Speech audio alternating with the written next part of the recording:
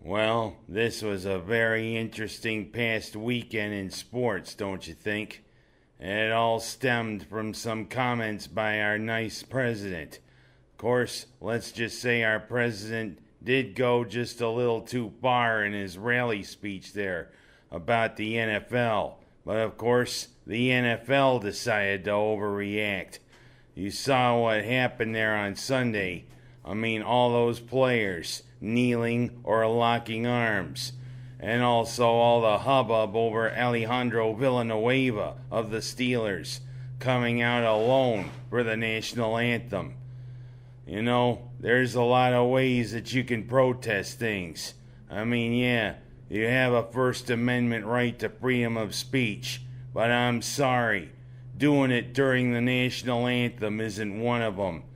I mean, I was raised with big, good core values, I think, and one of them is always respecting the flag, always respecting the Pledge of Allegiance, always respecting the national anthem. You should just stand with your hand over your heart and your hat off. But you know, apparently, because of what Colin Kaepernick did last year, these players decided to take that whole thing from heart. And to me, it sends the wrong message to the youth of America. Hey, it's okay to disrespect our national anthem. It's okay to disrespect all our first responders. It's okay to disrespect all our police officers.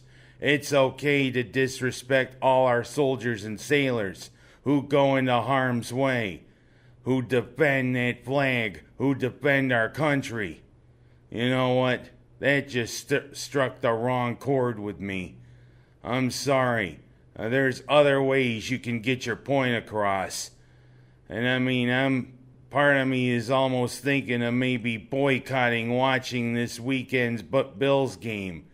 12 Bills did take part in the protest, and LaShawn McCoy decided to stretch. But Jim Kelly did make a great tweet, hoping that next week all the Bills can stand. But I mean, part of me's just conflicted right now. I've been a Bills fan for almost 40 years. What I saw was a travesty, not only by these 12 Bills, but by all the players.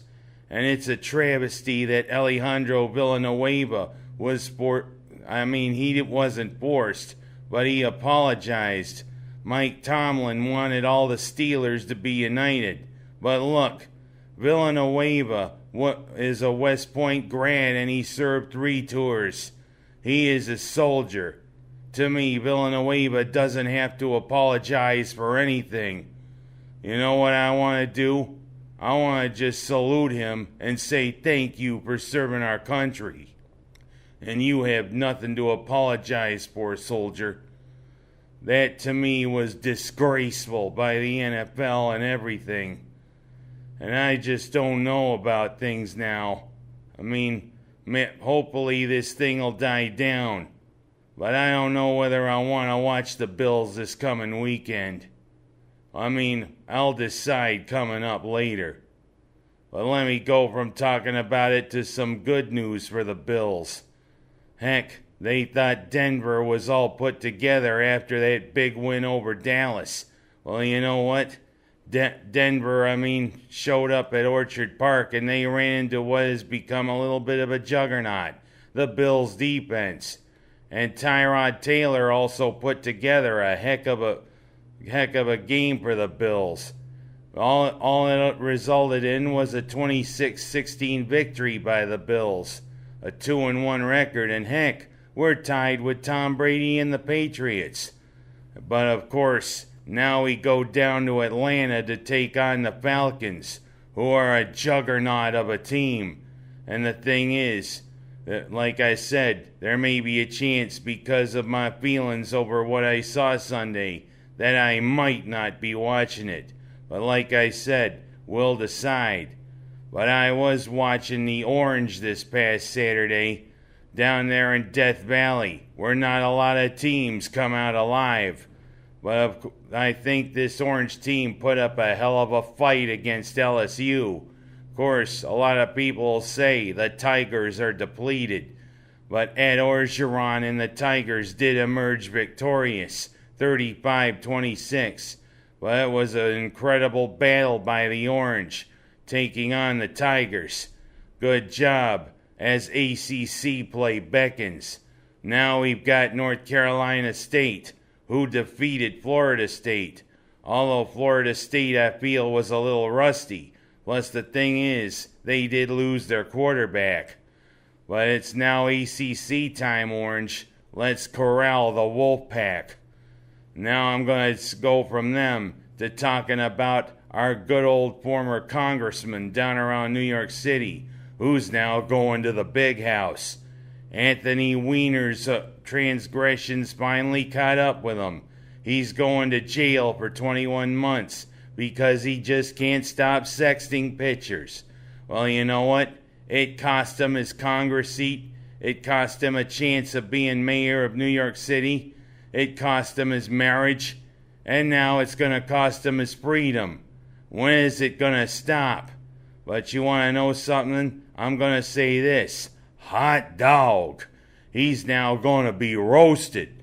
You know what? I'm going to relish the thought that this Weiner's going to jail, if you know what I mean. Now I'll go from that to another one whose serves is in trouble. Rizika apparently is now facing a charge of second-degree assault. Like I said a few months ago, heck, a Seneca Falls Town Board meeting is something for civility, not for wrestling. And the thing is, you know what I have to say, Rizika? You did harm a friend of mine. I've known David DeLalis for a long time. I went to school with his son. David and my father were great friends. You don't harm a friend of mine and a friend of my father's. I'm sorry. I mean, it looks as though, heck, just like Weiner, you're going to be facing quite a bit of trouble. I don't know if you're going to go to jail, but look, you shouldn't do that.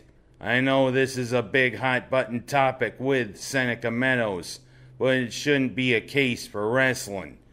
And last but not least, I'm going to give a big shout-out to the Waterloo girls volleyball team, who are spiking and digging it, if you know what I mean. And also to their coach, the Dean of Students, Crystal Kent, who's shown, just like Carl Carlton, hey, she's a bad mamma jamma. She's just as fine as she can be. And no, I'm not going to break into any dance. That's all I have time for this week. Thank you.